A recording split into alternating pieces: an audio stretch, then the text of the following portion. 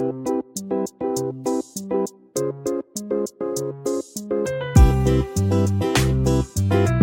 Kitchen मध्ये नमस्ते. मी बनवते छोलेची भाजी. आता इथे छोले आहेत ना भिजवून घेतलेले आहेत एक रात्र. तर मी हे बॉईल नाही करणार आहे, डायरेक्ट कुकरला कशी भाजी बनवतात ती दाखवते. ही भाजी आहे ना कुकरमध्ये बनवायची आहे, डायरेक्ट भाजी बनवायची आहे, बॉईल करून नाही घ्यायची. इथे गॅसवर कुकर ठेवलेली आहे, त्याच्यामध्ये 1 चमचा तेल टाकलेलं आहे. तेल गरम झालं, इथे फ्रेश कढीपत्ता टाकायचा.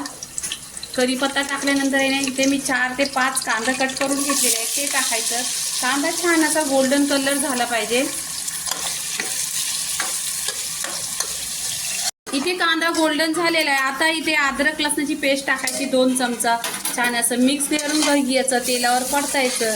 इथं तेलावर परतल्यानंतर मी 2 ते 4 टोमॅटो प्युरी बनवले, ही प्युरी टाकायची.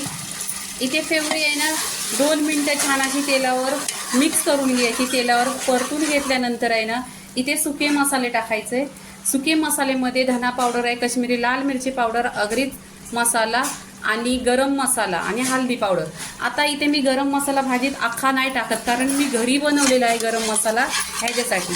आता इथे पूर्णपणे हे मसाले आहे ना छान असं कोरडे मिक्स करून घ्यायचं तेलावर.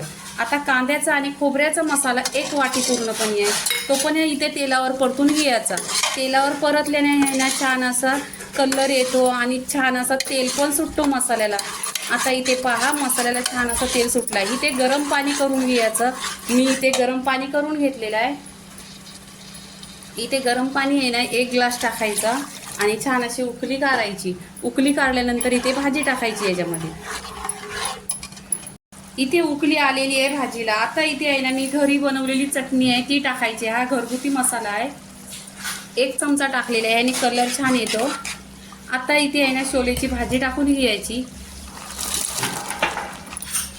छोलेची भाजी टाकल्यानंतर इथे 2 बटाटे घेतलेले आहेत, ते टाकायचे. आता मिक्स करायचे आणि भाजी पहा कलर पण एकदम छान आलेला आहे.